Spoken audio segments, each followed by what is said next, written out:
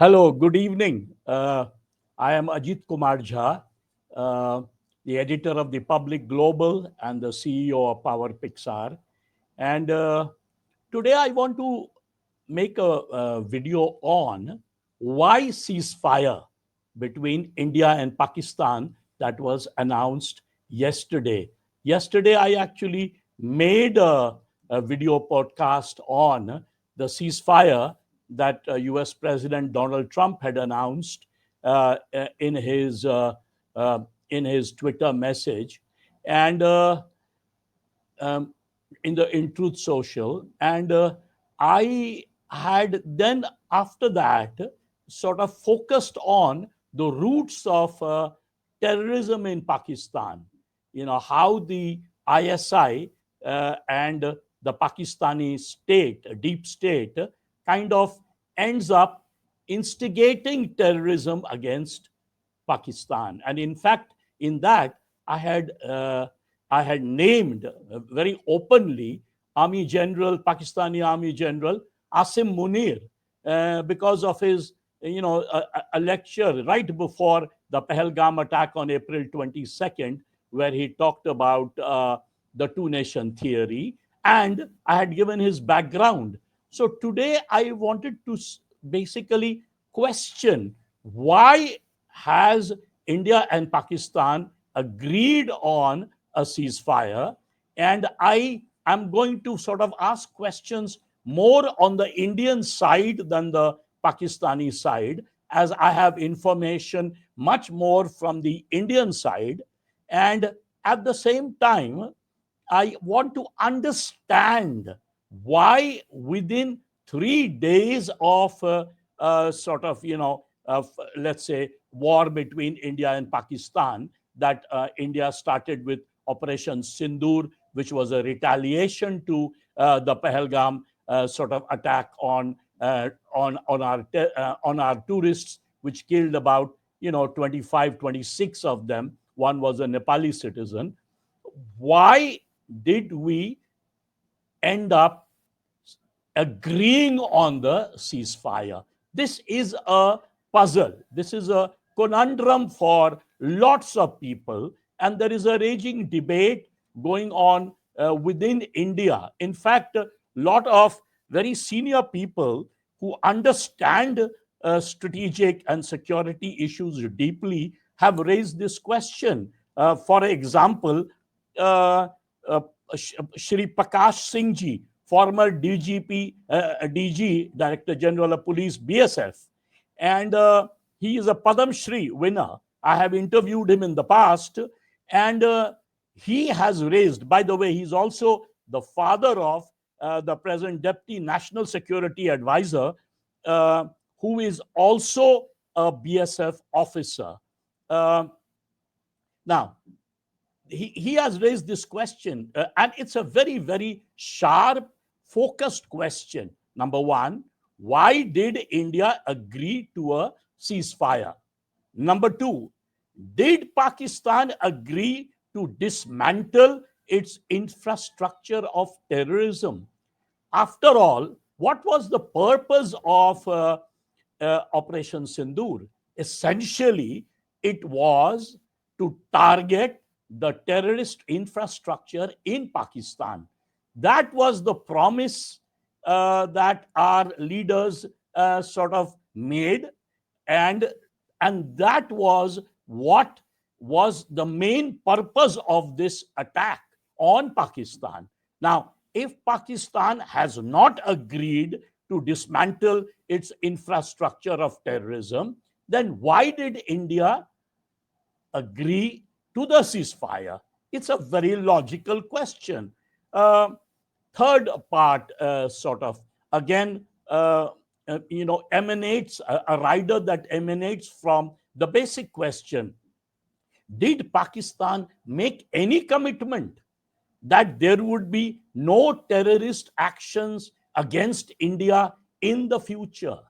Now, again, it's a very, very important question, because although some people would argue that analytically a war doesn't end terrorism, yet, if you remember The US, when it carried its famous, global war against terror under George Bush II, it ensured that after 9/11, when it carried on this, there was no attack, terrorist attack on America. It ended up by even eliminating Osama bin Laden. It carried on that long period of war against terror. So, in the same, it's a similar question.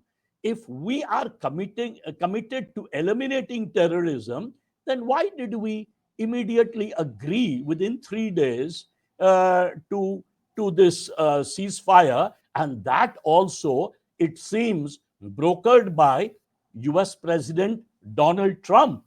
In fact, some people have questioned, and rightly so, that includes some Congress leaders, other opposition leaders, in fact, also some BJP leaders. They are saying that when Mark Rubio, the US Secretary General, mentioned that there will be mediation between India and Pakistan, coordinated, supervised by America in a neutral territory.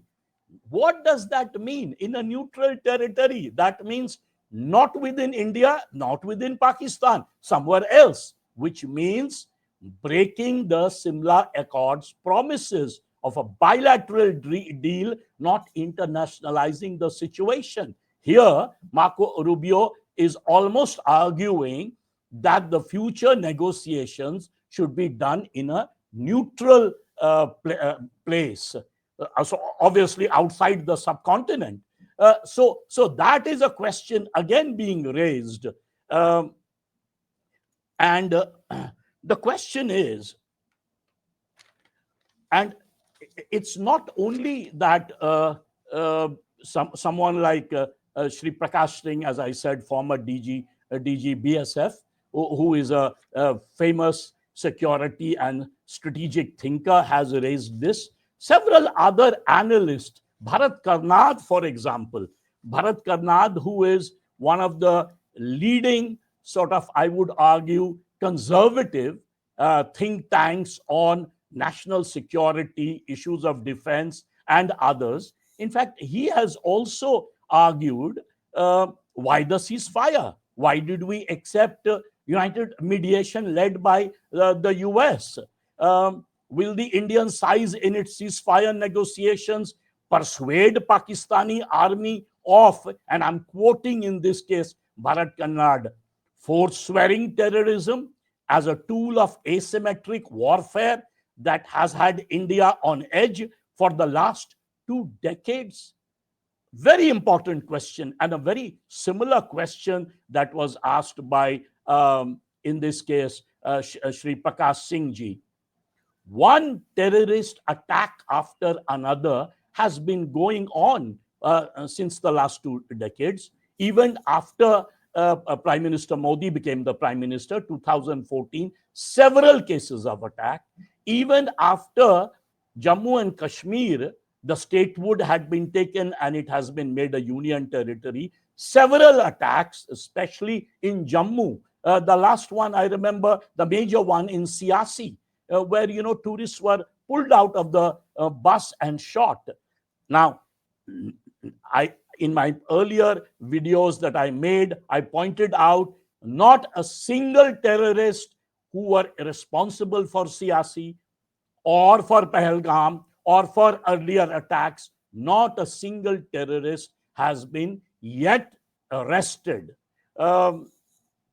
What happened in this whole, Prime Minister Narendra Modi went to Madhubani and he promised let's quote Prime Minister Narendra Modi. He said, for the enemies, we will have unimaginable consequences. He promised in his sort of lecture, which he actually gave in English. He talked about unimaginable consequences that will be inflicted on those who were responsible for Pahalgam. Now, can we say that these few drone and missile strikes in the last 3 days and nights. Of course, they have been serious. They have been unprecedented in many ways. But can we say that they have been of unimaginable consequences? So this question remains unanswered. uh, Let me pick up 5 reasons given by experts and others why they think India signed or India has agreed, not yet signed because the negotiations will begin from tomorrow on the 12th. It will carry on for a while, and we will see what the details of the negotiations. But 5 reasons, let's examine them. And what are the 5 reasons? Let me simply sort of lay them out. uh, one could be a typical, the Westerners have raised it mainly, and that is to do with technological factors. uh, the technological factors, a lot of reporting has been done, started by the Western television agency CNN, picked up later by Telegraph, the British newspaper, the Daily Telegraph, and several other Western agency. And they have basically picked uh, on this entire issue of technology, defense technology. And what they have done, they have put the Rafales that India purchased from France, its superiority versus the Chinese AVIC produced J-10C fighter jets used by Pakistan. And the argument that I have seen in CNN, in the Daily Telegraph, in some other sources, even Indian defense analysts have picked it up. Bharat Karnad has brought it up. And what they have argued, that it seems that India's purchase of Rafale, each Rafale costs, by the way, $250 million. $250 million. They have said that we don't have concrete evidence yet, but from the sort of evidence being, not the evidence, but from the allegations given, that Pakistan claims that they shot down 5 jets, in which they are pointing out 2 Rafales. They are even pointing out a MiG 29 and an Su 30. Now, again, as I said, there is no solid concrete evidence. There are debates on both sides, very difficult to ascertain. Maybe there were earlier pictures, maybe something else, but at least the vulnerability of Rafales have been raised by largely Western commentators who seem to understand this technology better.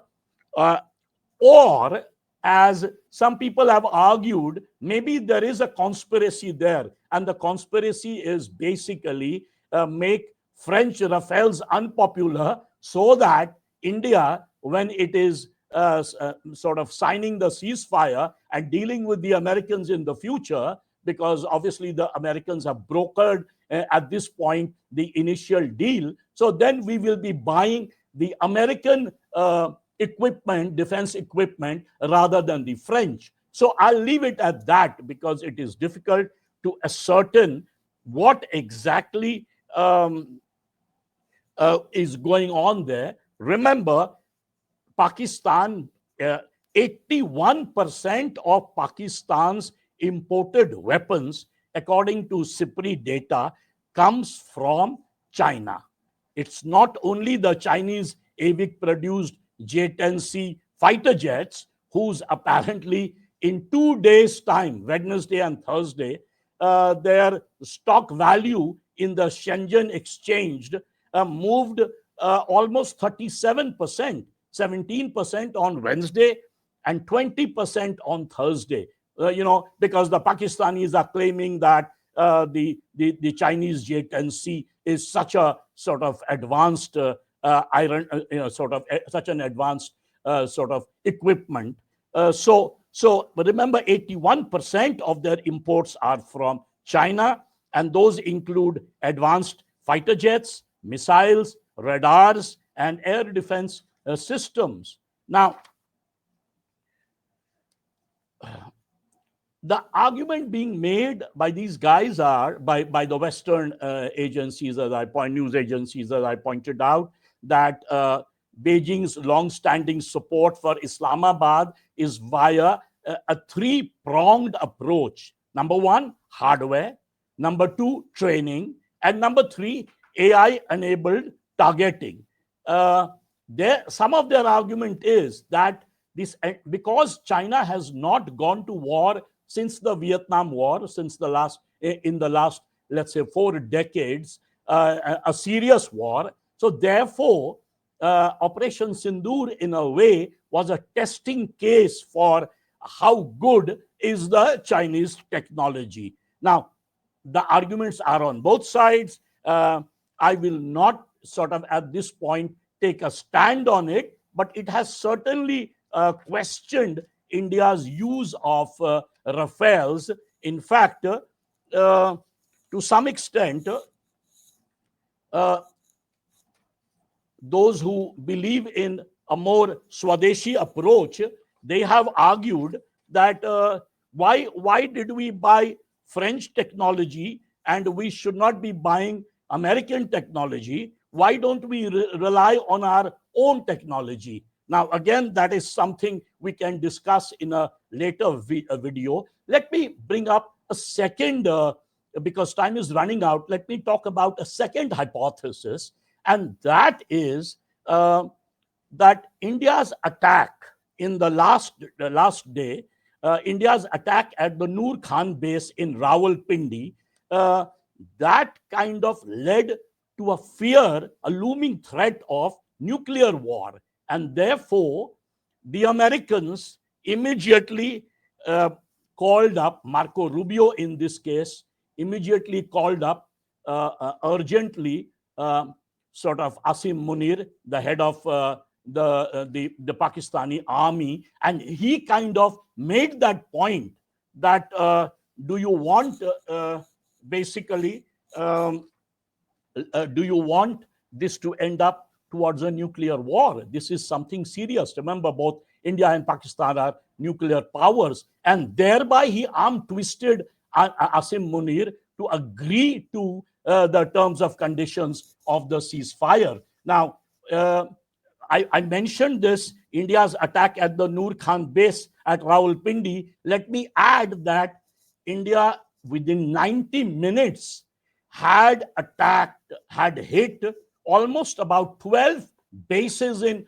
Pakistan. And we just named them: Islamabad, Noor Khan base in Rawalpindi, as I already mentioned, which led to this looming fear of the nuclear threat; Murid Air Base, Chakwal, Punjab; Shekhpura, Rafiq Air Base in Shorkot; Sukur Airport, Sindh; Sialkot Air Base; Pasroor Air Strip; Sargoda Air Base; Skardu Air Base; Bholari Air Base near Karachi; and Jacobabad. These are 12 places where India attacked. And this is the alternative hypothesis, that this led to a fear that this is heading towards, as I said, a looming nuclear war. So thereby, the Americans were able to persuade, in this case, the Pakistanis, both the prime minister as well as the army chief, to agree to basically end up sort of announcing a ceasefire, immediate ceasefire. So the third is this superpower rivalry between America and China. China was playing on the side of Pakistan. China is supposed to be a sort of long weather friend of all-weather friend of the Pakistanis. And in the last 5 years, I've already given you figures of the kind of support that China had been giving to Pakistan. And the Americans were on the Indian side, although people argue, and a lot of liberals especially have argued, that America has lost the appetite for involvement outside America, especially under Donald Trump, that Donald Trump is isolationist and that he has rid himself of this entire interference in other countries. However, in this case, we found Marco Rubio, Secretary of State, and US President Donald Trump taking a lot of interest. Initially, J.D. Vance, the US Vice President, did make some noise about, you know, sort of America not being interested and we are going to leave this. But soon he changed his stance. And then there was this all three of them got involved, late night phone calls to Prime Minister Narendra Modi, to our national security advisor, to the national security advisor in Pakistan, and as I said, to the Prime Minister of Pakistan, as well as the army generals. And finally, yesterday, the ceasefire was announced. So now the argument is that by doing the ceasefire, the US ended up morally, as well as one would say strategically, marginalizing China, although China is sort of from behind supporting Pakistan in a major way during this crisis. Number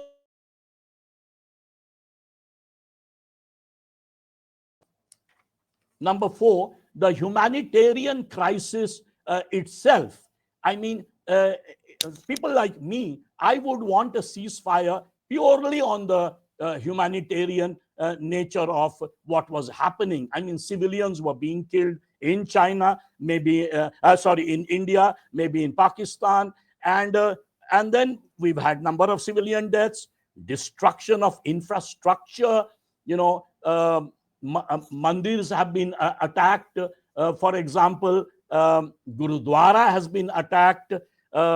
We have seen evacuation of several border cities, Jammu, Pathankot, and I could go on, and Jaisalmer in Rajasthan, several other, almost about different figures came between 27 to 36 airports in India were shut.